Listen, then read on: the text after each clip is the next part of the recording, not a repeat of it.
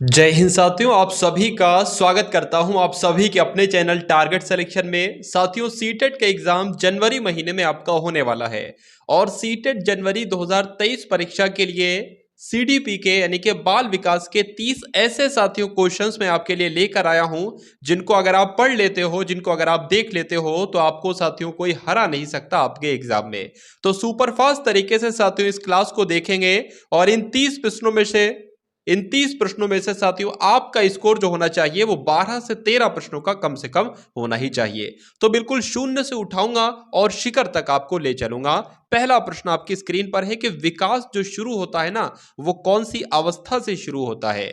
शैशवावस्था से, पूर्व बाल अवस्था से, उत्तर बाल्यकाल से या प्रसव पूर्व अवस्था से? देखिए, जब बच्चा साथियों पेट में होता है मां के, तब से ही उसका विकास शुरू हो जाता है। तो इसलिए आंसर आपका जो जाएगा वो ऑप्शन नंबर डी के साथ जाएगा। यानी कि बच्चे का विकास जो शुरू होता है वो प्रसव पूर्व अवस्था से होता है, जिनका आंसर यहां पर डी है, तो बिल्कुल करेक्ट है। उसके बाद देखिए, कौन सी अवस्था सीखने का अनोखा काल कहलाई जाती है? देखिए, एक क्वेश्चन आपसे पूछा यह जाता है कि जीवन का अनोखा काल किसे कहा जाता है? तो जीवन का अनोखा काल कहा जाता है बाल अवस्था को। लेकिन पूछा जाए अगर सीखने का अनोखा काल किसे कहा जाता है, तो शैशवावस्था को सीखने का अनोखा काल कहा जाता है। इसलिए जिनका आंसर यहां पर है ऑप्शन नंबर डी के साथ, तो बिल्कुल करेक्ट हो जाता है। उसके बाद देखिए, तनाव और क्रोध की अवस्था कौन सी होती है? देखिए, क्या शैशवावस्था में तनाव और क्रोध होता है? तो कह सकते हैं नहीं, तनाव नहीं होता है। कभी कभी गुस्सा आ जाता है, ठीक है, बाल अवस्था में। लेकिन अगर बात करें, तनाव नहीं होता है। तनाव जो सबसे ज्यादा होता है ना, जब इंसान किशोर अवस्था में होता है, एक लड़का एक जवानी की स्टेज में होता है, तो तनाव भी होता है, टेंशन भी होती है और क्रोध भी होता है, अपने फ्यूचर को लेकर कहा जा सकता है। इसलिए जिनका आंसर कुल मिला के था ऑप्शन नंबर बी के साथ, तो बिल्कुल करेक्ट था। उसके बाद देखिए, बाल अवस्था साथियों, अवस्था जो होती है ना, बाल अवस्था अवस्था आपसे पूछी जा रही है। 5 वर्ष तक होती है, 12 वर्ष तक, 21 वर्ष तक होती है, कहां तक होती है बताइए? अगर शैशवावस्था की अगर बात करें तो 0 से 5 वर्ष होती है। और अगर बात करते हैं साथियों बाल अवस्था की, तो 5 वर्ष से लेकर 12 वर्ष तक होती है। ये आपको ध्यान रखना है। जिनका आंसर यहां पर है ऑप्शन नंबर बी के साथ, तो बिल्कुल करेक्ट है। साथियों, चैनल को सब्सक्राइब कर लीजिएगा अगर आपकी जनवरी में परीक्षा है सीटेट की। क्योंकि साथियों, मैं आपको बता देता हूं, आने वाले समय में मैं आपको वो कंटेंट देने वाला हूं जो डायरेक्ट आपको एग्जाम में देखने को मिलेगा। उत्तर बाल अवस्था में बालक भौतिक वस्तुओं के किस आवश्यक तत्व में परिवर्तन समझने लगते हैं? यानी कि जो उत्तर बाल अवस्था होती है ना, तो उसमें बालक जो होता है, भौतिक की बात की गई, भौतिक वस्तुओं के किस आवश्यक तत्व में परिवर्तन समझने लगता है? तो द्रव्यमान में भी समझने लगता है, संख्या में भी डिफरेंस समझने लगता है और क्षेत्र की पहचान भी उसे हो जाती है। इसलिए जिनका आंसर यहां पर ऑप्शन नंबर डी था, तो बिल्कुल करेक्ट था। उसके बाद देखिए, अगले नंबर का प्रश्न है कि वह अवस्था जब बच्चा तार्किक रूप से वस्तुओं और घटनाओं के विषय में चिंतन प्रारंभ करता है, तो वो कौन सी अवस्था कहलाई जाती है? तो साथियों, आपको ध्यान रखना, बहुत ट्रेंड करता है एग्जाम में प्रश्न। तो मूर्त संक्रियात्मक अवस्था वो कहलाई जाती है। उसके बाद देखिए, बच्चों के बौद्धिक विकास के 4 सुस्पष्ट स्तरों को पहचाना गया था, किसके द्वारा साथियों पहचाना गया था? पियाजे के द्वारा पहचाना गया था। ये आपको ध्यान रखना है, ये भी हर बार एग्जाम में प्रश्न आता ही आता है। चलिए, अल्पवयस्क बच्चों के अधिगम में अभिभावकों की भूमिका कैसी होनी चाहिए, ये आपसे पूछा जा रहा है। तो कैसी होनी चाहिए? अग्र सक्रिय भूमिका होनी चाहिए, इसलिए आंसर आपका भी हो जाता है। उसके बाद देखिए, थॉर्नडाइक की अगर बात करें, या गुथरी हैं, या जो पॉवलोव हैं, या जो स्किनर हैं, इन्होंने अधिगम की परिभाषा जो दी है वो किस पर आधारित दी है? तो आपको ध्यान रखना है, व्यवहार के आधार पर इन सभी ने परिभाषा दी है अधिगम की, यानी कि लर्निंग की। चलिए, किस व्यवहारवादी का मानना है कि अन्य व्यवहारों की भांति भाषा भी क्रिया प्रसूत अनुबंधन द्वारा सीखी जाती है? जब भी बात हो साथियों क्रिया प्रसूत अनुबंधन की, आपको आंसर लगाना है स्किनर। इस प्रकार जिनका आंसर यहां पर ऑप्शन नंबर बी के साथ है, तो बिल्कुल करेक्ट है। उसके बाद देखिए, अगला प्रश्न आपकी स्क्रीन पर है कि बालावस्था की प्रमुख मनोवैज्ञानिक विशेषता क्या है? बालावस्था की मनोवैज्ञानिक विशेषता आपसे पूछी जा रही है। जो भी बालावस्था की स्टेज में होते हैं, उनको साथियों गैंग में रहना पसंद होता है। जो बच्चे लोग होते हैं ना साथियों, उनको झुंड में रहना, एक तरीके से अगर बात करें गैंग में रहना, यानी कि गैंग की अगर बात करें संबंधित कौन सी अवस्था होती है, तो वो बाल अवस्था ही होती है। सामूहिक की भावना जो होती है, ये उनकी एक प्रमुख विशेषता होती है, सामूहिकता की विशेषता। आप अनपढ़ माता पिता के बच्चों को अंग्रेजी सिखाना चाहते हैं, क्या साथियों लिखा है? आप अनपढ़ माता पिता के बच्चों को अंग्रेजी सिखाना चाहते हैं तो ऑप्शन नंबर ए है आप बच्चे से अंग्रेजी में बात करेंगे, या आप बच्चों को अंग्रेजी में बोलने के लिए बाध्य करेंगे। तो बाध्य तो बिल्कुल नहीं करेंगे साथियों, ठीक है। आप बच्चे को मातृभाषा में बोलने से रोकेंगे तो रोकेंगे क्यों, रोकना भी नहीं चाहिए। आप उसे मातृभाषा की सहायता से अंग्रेजी सिखाने का प्रयास करेंगे। तो इस प्रश्न का सबसे उपयुक्त उत्तर जो बैठता है वो ऑप्शन नंबर डी बैठता है। उसके बाद देखिए साथियों, नेक्स्ट नंबर का प्रश्न आपकी स्क्रीन पर है, बताइए। 14 बच्चे, क्या साथियों लिखा हुआ है, सॉरी 14वें नंबर का प्रश्न है ये, ठीक है। 14वें नंबर का है, 13 ये हो गया, 14 ये हो गया। बच्चे के विकास के शीरस्थ सिद्धांत के अनुसार निम्न में से सत्य कथन को आपको पहचानना है। शीरस्थ सिद्धांत की बात की गई है, यानी कि विकास जो होगा वो सिर से पैर की ओर जाएगा, इसलिए राइट आंसर आपका ऑप्शन नंबर ए है। प्रिंसिपल ऑफ साइकोलॉजी पुस्तक की रचना साथियों किसने की थी, तो किसने की थी, विलियम जोन्स ने की थी। आपको ध्यान रखना है, प्रिंसिपल ऑफ साइकोलॉजी पुस्तक की रचना किसने की, तो विलियम जेम्स का नाम आपको ध्यान रखना है। पियाजे की अगर बात करें, किस क्षेत्र में योगदान के लिए जाने जाते हैं, तो पियाजे की अगर बात करते हैं साथियों, संज्ञानात्मक विकास की अगर बात करें तो इस क्वेश्चन का बिल्कुल करेक्ट आंसर है, इसलिए जिनका आंसर यहां पर ऑप्शन नंबर सी है तो बिल्कुल करेक्ट है। उसके बाद देखिए, कक्षा में विद्यार्थियों की रुचि बनाए रखने के लिए एक शिक्षक को उचित, मतलब एक शिक्षक को क्या करना चाहिए, तो क्या करना चाहिए, श्यामपट्ट का प्रयोग करना चाहिए, ठीक है, तो करना चाहिए, बिल्कुल चर्चा करना चाहिए, कर सकते हैं, कहानी कहना चाहिए, कह सकते हैं, प्रश्न पूछना चाहिए। इसका जो सबसे उपयुक्त यानी कि सबसे सटीक उत्तर जो बैठता है, सबसे नजदीक उत्तर जो बैठता है वो ऑप्शन नंबर डी बैठता है। इसलिए जिनका आंसर यहां पर ऑप्शन नंबर डी है बिल्कुल करेक्ट है। बहुत सरल सरल बच्चों से प्रश्न पूछेंगे ताकि सभी बच्चे लोग बोलें कि सर मैं बताऊं, सर मैं बताऊं। इस प्रकार से क्या होता है, पूरी क्लास में इंटरेस्ट आ जाता है आगे सीखने का, उस टॉपिक को बढ़िया से सीखने का, ठीक है ना। चलिए उसके बाद देखिए, विद्यार्थियों को विद्यालय में खेलना क्यों उचित है, बताइए। इससे क्या होता है, क्या उनके शारीरिक रूप से सशक्त बनाया जाएगा, बिल्कुल सही, कोई दिक्कत नहीं।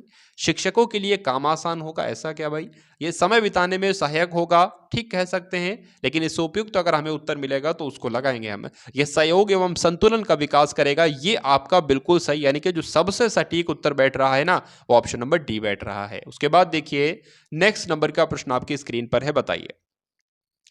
बाल केंद्रित शिक्षा के लिए किस मनोवैज्ञानिक ने शिक्षा शास्त्रियों का ध्यान केंद्रित किया था, तो साथियों किसने किया था, रूसो ने किया था, ये आपको ध्यान रखना है, इसलिए आंसर आपका सी के साथ। क्रिया प्रसूत मुख्यतः बल देता है शिक्षक पर, वातावरण पर, पुनर्बलन पर या अधिगम सामग्री पर। तो इस क्वेश्चन का राइट आंसर साथियों आपका क्या होगा, पुनर्बलन पर होगा, यानी कि क्रिया प्रसूत बल देता है पुनर्बलन पर। उसके बाद देखिए, 21वें नंबर का प्रश्न आपकी स्क्रीन पर है, पूछा आपसे जा रहा है कि धीमी गति से सीखने वाले बालकों के लिए अधिक उपयोगी सिद्धांत किसका है, कोहलर का सिद्धांत, थॉर्नडाइक का सिद्धांत, हल का सिद्धांत या थर्स्टन का सिद्धांत। तो थॉर्नडाइक का सिद्धांत साथियों आप लोग ध्यान रखेंगे, धीमी गति से सीखने वाले बालकों के लिए बहुत उपयोगी सिद्धांत है थॉर्नडाइक का सिद्धांत। एक शिक्षक के लिए सबसे महत्वपूर्ण क्या होगा, इन चार ऑप्शन में से साथियों क्या होगा, कक्षा में अनुशासन बनाए रखना क्या सबसे महत्वपूर्ण होगा, कक्षा में समयानुवर्ती होना, विद्यार्थियों की कठिनाइयों को दूर करना ये शिक्षक के लिए सबसे महत्वपूर्ण होगा, या एक सुवक्ता होना। तो कहा जा सकता है साथियों कि अगर बच्चों की, विद्यार्थियों की कठिनाइयां दूर कर रहा है एक शिक्षक तो ये उसका सबसे बढ़िया और सबसे महत्वपूर्ण कार्य है। उसके बाद देखिए, शिक्षक एवं विद्यार्थियों के मध्य संबंध कैसा होना चाहिए, स्नेह का होना चाहिए, विश्वास का होना चाहिए, सम्मान का होना चाहिए, क्या इन सभी का होना चाहिए। तो साथियों अगर ये वाला ऑप्शन नहीं होता तो इसमें से जो सबसे बढ़िया उत्तर होता वो हमको चुनना पड़ता, लेकिन यहां पर डी ऑप्शन है तो डी ऑप्शन लगाएंगे, यानी कि शिक्षक और विद्यार्थियों के बीच स्नेह का भी संबंध होना चाहिए, विश्वास का भी और सम्मान का भी, इसलिए जिनका आंसर डी के साथ है तो बिल्कुल करेक्ट है। साथियों एक बार कमेंट सेक्शन में आप लोग जरूर बताएंगे कि इन 30 प्रश्नों में से कितना स्कोर आपका रहा है। चलिए, और अगर हूबहू यही क्वेश्चन साथियों आपके एग्जाम में आ जाते हैं तो कितना स्कोर आप कर पाते हैं, कितने वर्ष में सभी दूध के दांत निकल जाते हैं, तो कितने वर्ष में साथियों, 2 वर्ष में आपको ध्यान रखना है सभी दूध के दांत निकल जाते हैं। अब उसके बाद देखिए, अगले नंबर का प्रश्न आपकी स्क्रीन पर है। साथियों अगर वीडियो को लाइक ना किया हो तो वीडियो को एक बार साथियों लाइक कर दीजिए, और चैनल पर अगर सब्सक्राइब नहीं किया है तो चैनल को आप सभी लोग सब्सक्राइब भी कर दीजिए। उसके बाद देखिए साथियों, शिक्षा के फ्रॉबेल का महत्वपूर्ण योगदान था व्यावसायिक स्कूल के विकास का, पब्लिक स्कूल के विकास का, या किंडरगार्टन का विकास का, या लैटिन स्कूल के विकास का। तो आपको ध्यान रखना है साथियों कि शिक्षा में फ्रॉबेल का महत्वपूर्ण योगदान था किंडरगार्टन का विकास, इसलिए आंसर आपका किस ऑप्शन के साथ जाएगा? ऑप्शन नंबर सी के साथ जाएगा। शिक्षक का अति महत्वपूर्ण उद्देश्य क्या होता है? आजीविका कमाना होता है? तो नहीं कह सकते, आजीविका कमाना एक तरीके से इसका उत्तर नहीं हो सकता। बौद्धिक विकास होना, ठीक है, पढ़ना और लिखना सिखाना, ठीक है, बच्चे का सर्वांगीण विकास होना, जो सबसे उपयुक्त उत्तर है साथियों वो ऑप्शन जाएगा। देखिए सीटेट की अगर बात करें, पेडागोजी की अगर बात करें, दो बातें आपको ध्यान रखनी है। एक तो नेगेटिव आंसर आपको कभी भी उसका चयन नहीं करना है, जो जो नेगेटिव आंसर दिखते जाएं, नेगेटिव बातें दिखती जाएं, उनको हटाते जाना है। और उसके अलावा साथियों दूसरा काम आपको क्या करना है? दूसरा काम आपको यह करना है कि चार ऑप्शन में से, कभी कभी ऐसा भी होता है चार ऑप्शन में से चारों ऑप्शन सही लगते हैं, लेकिन जो सबसे उचित उत्तर हो सकता है, यानी कि जिसकी परसेंटेज ज्यादा आपको लग रही है कि हाँ ये सबको कवर कर रहा है, यानी कि जैसे कि ये इसकी अगर बात करें तो ये इन सबको कवर कर रहा है, पढ़ना लिखना भी बच्चे का सर्वांगीण विकास के अंतर्गत आएगा और बौद्धिक विकास भी आएगा, तो बी वाला सबको कवर कर रहा है, इसलिए वही आपका आंसर हो जाता है। राष्ट्रीय पाठ्यचर्या की रूपरेखा, चर्या की रूपरेखा 2005 के अनुसार अधिगम अपने स्वभाव में, यहाँ पर दो ऑप्शन आपको, यानी कि दो खाली जगह आपको भरना है। इस प्रकार का क्वेश्चन साथियों हर बार एग्जाम में आपसे पूछा जाता है, बताने की कोशिश करेंगे, बताइए। तो अगर बात करें साथियों, आपको ध्यान रखना है कि राष्ट्रीय पाठ्यचर्या की रूपरेखा 2005 के अनुसार अधिगम अपने स्वभाव में सक्रिय और सामाजिक है, यह आपको ध्यान रखना है। इस प्रकार का क्वेश्चन आपसे पूछा जाएगा। उसके अलावा एक और देख लीजिए साथियों, यह भी आपसे पूछा जाएगा कि आपको यहां पर बताना है साथियों किसकी किसकी विशिष्ट अन्योन क्रिया का परिणाम विकास के विविध मार्गों और निष्कर्षों के रूप में हो सकता है। तो अगर बात करें साथियों, पहले में वंशानुक्रम आएगा और पर्यावरण की विशिष्ट अन्योन क्रिया का परिणाम विकास के विविध मार्गों और निष्क्रियों के रूप में हो सकता है, इसलिए आंसर आपका ऑप्शन नंबर ए हो जाता है। अब उसके बाद देखिए अगले नंबर का प्रश्न आपकी स्क्रीन पर है, बताइए। चलिए, तो शिक्षक निम्नलिखित के लिए संबंधी सहायता सामग्री का उपयोग करते हैं। छात्रों को, यानी कि शिक्षक जो होते हैं, किसके लिए शिक्षण संबंधी सहायता सामग्री का उपयोग करते हैं? छात्रों को प्रभावित करने के लिए? तो मैं कहूंगा नहीं। शिक्षण को रोचक बनाने के लिए, छात्रों को एकाग्रचित करने के लिए, एकाग्रचित करने के बनाने के लिए, या छात्रों के अंदर शिक्षण रखने के लिए?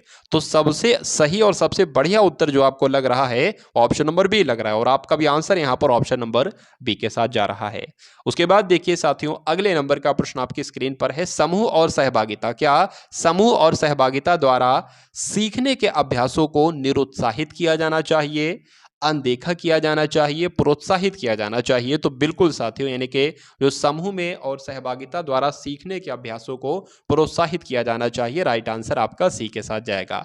यानी कि ये 30 क्वेश्चन साथियों तो हो गए आपके बाल विकास के सबसे बढ़िया। अब मैं आपको साथियों जो है ना वो 6 क्वेश्चन और कराऊंगा, वो बोनस क्वेश्चन आपके लिए कहलाएंगे, और उनके आंसर आपको बताना है कि पाठ्यचर्या निर्माण को कार्य माना जाता है एक नेमी कार्य का, एक विशेषज्ञ कार्य नहीं है, एक अत्यधिक विशेषज्ञ कार्य है, या एक महत्वपूर्ण कार्य नहीं है? तो अगर बात करें साथियों, पाठ्यचर्या निर्माण एक अत्यधिक विशेषज्ञ कार्य को कार्य माना जाता है, आपको ध्यान रखना है, राइट आंसर आपका सी के साथ जाएगा। चलिए, एक विद्यार्थियों की प्रशंसा की जानी चाहिए, एकांत में की जानी चाहिए, अलग से की जानी चाहिए, लोगों के बीच की जानी चाहिए, व्यक्तिगत रूप से की जानी चाहिए? अगर एक बच्चा अच्छा काम करता है और उसकी प्रशंसा की जा रही है, तो कोशिश ये कीजिए कि लोगों के बीच, यानी कि 4 से 5 लोग हों या बहुत ज्यादा लोग हों या जितने भी लोग हों, लोगों के बीच अगर उसकी प्रशंसा की जाती है तो बच्चे पर एक अच्छा प्रभाव पड़ता है, बच्चे में कॉन्फिडेंस पैदा होता है।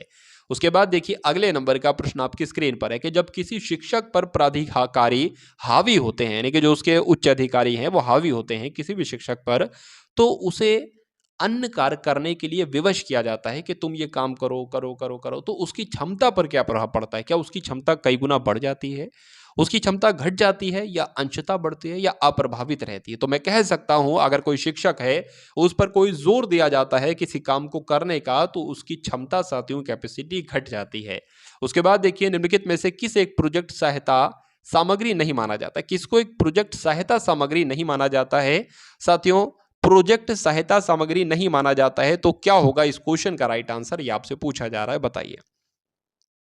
चलिए, देखिए प्रोजेक्ट की बात की गई है तो प्रोजेक्ट पे ब्लैक बोर्ड साथियों नहीं आएगा, इसलिए आंसर आपका सी हो जाएगा। उसके बाद देखिए लेव वाइगोस्की के अनुसार अधिगम क्या है, तो अधिगम साथियों एक सामाजिक गतिविधि है, ये आपको ध्यान रखना है, इसलिए आंसर आपका जाएगा ऑप्शन नंबर ए के साथ। अब उसके बाद देख लीजिए आज की इस क्लास का अंतिम प्रश्न आपकी स्क्रीन पर है। आपसे पूछा जा रहा है कि वह अवधि जो वयस्कता के संक्रमण की पहल करती है उस अवस्था को क्या कहा जाता है? बाल अवस्था की समाप्ति, किशोर अवस्था, मध्य बाल अवस्था या पूर्व क्रियात्मक अवधि, यानी कि वो अवधि जो वयस्कता के संक्रमण की पहल करती है। तो आपको ध्यान रखना है साथियों, जो किशोर अवस्था होती है यही तो वयस्कता के संक्रमण की पहल करती है, इसलिए आंसर आपका जो जाएगा वो ऑप्शन नंबर बी के साथ जाएगा। और जिनका आंसर यहाँ पर बी है तो बिल्कुल करेक्ट भाई, बहुत बढ़िया, वेरी गुड क्लास। साथियों आप सभी के लिए सीटेड प्लेलिस्ट तैयार की जा चुकी है, उसमें लगभग 5 से 6 क्लासेस होंगी, हर एक क्लासेस 10 से 12 मिनट की होगी। डबल स्पीड में देखकर उस पूरी प्लेलिस्ट को आप लोग देख लीजिए और अपने एग्जाम को बहुत आसानी से क्रैक कर लीजिए। उसमें साथियों सिर्फ वही कंटेंट मैंने रखा है जो एग्जाम के लिहाज से बहुत महत्वपूर्ण है, एग्जाम के लिहाज से मोस्ट इंपॉर्टेंट है। तो फटाफट साथियों कमेंट सेक्शन में मैंने उसका लिंक दे रखा है, वहां पर जाइए, सभी क्लासेस को डबल स्पीड में देखिए और कंप्लीट कीजिए अपने सीटेड जनवरी के एग्जाम को। तो मिलते हैं हम सभी लोग आने वाली वीडियो में। जय हिंद साथियों।